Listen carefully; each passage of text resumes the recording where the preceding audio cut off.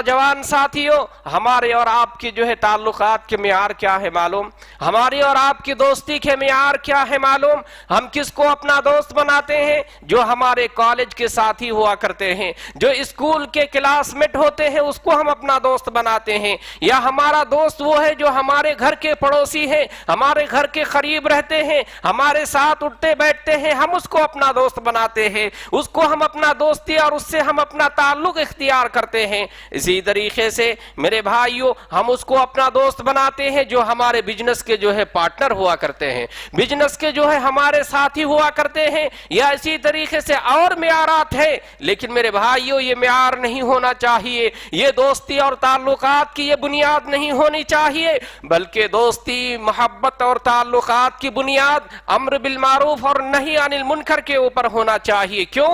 اس لیے کہ وہ ہمارے دوست ہیں، اور دو دوست ہوتے ہیں، اپنے دوست کے وہ خیر خواہ ہوتے ہیں، کبھی بھی اپنے دوست کی جو ہے برائی کو، کبھی بھی اپنے دوست کے نقصان کو کوئی دوست برداشت نہیں کر سکتا۔ اس لیے دوست ہونے کے ناطے اور اسی طرح محبت ہونے کے ناطے ایک مسلمان، ایک مومن کی پہچان یہ ہے کہ ان کو خیر کی طرف رہنمائی کرے، بھلائی کی طرف ان کو راغب کرے، اچھی کی طرف ان کی رہنمائی کرے۔ لیکن میرے بھائیوں، بڑے افسوس کے ساتھ بتایا جاتا ہے، آج کل حالات ایسے ہیں، آج کل ماحول ایسا ہے، آج کل کے معاشرے میں ایسے لوگ ہیں، اگر کسی دوست کی برائی کو برا کہا جائے اور اسی طرح اس کو آگاہ کیا جائے، جیسے میں مولوی صاحب ہوں، اگر مولوی صاحب کی کمی کو اگر بتایا جائے اور اسی طرح آگاہ کیا جائے اور اسی طرح اس کو تنبیہ کیا جائے تو وہ برا سمجھنے لگتا ہے، اس کو غلط سمجھنے لگتا ہے، جبکہ مومن اس کے خیر خواہ ہیں، جبکہ مومن اس کے دوست ہوتے ہیں، جبکہ مومن اس کے بھائی ہوا کرتے ہیں۔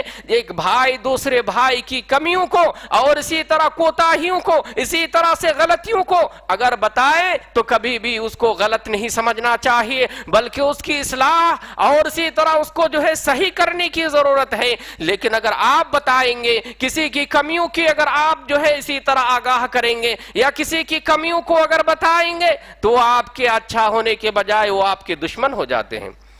آج معاشرے میں، آج سماج میں، آج نوجوانوں کو اسی طریقے سے بھائیوں کو اگر بتایا جائے کہ یہ کمی ہے، فوراً وہ جو ہے آپ کے دشمن ہوتے ہیں، فوراً جو ہے آپ کے اوپر نکتہ چینی کرنے لگتا ہے، فوراً جو ہے وہ آپ کا اوپر ریاکشن کر لیا کرتے ہیں۔ میرے بھائیوں، افضل ترین امم کس لیے ہم کہلائے؟ ہم اور آپ بہترین امت کیوں کہلائے؟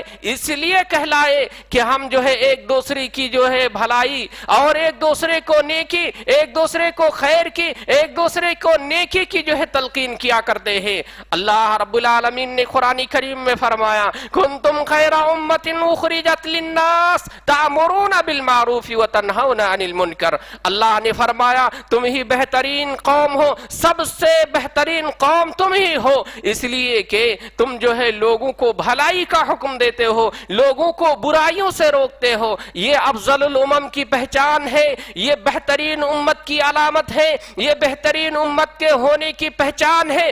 اگر یہ امت، اگر یہ لوگ، اگر معاشرہ، اگر سماج، اگر سوسائٹی اس کے اوپر عمل نہیں کرتا ہے، اس فریضے کو ادا نہیں کرتا ہے، اس فریضے کی ذمہ داری کو نہیں ادا کرتا ہے، وہ معاشرہ، وہ سماج، وہ مسلمان، وہ جو ہے افضل ترین نہیں کہلا سکتا ہے۔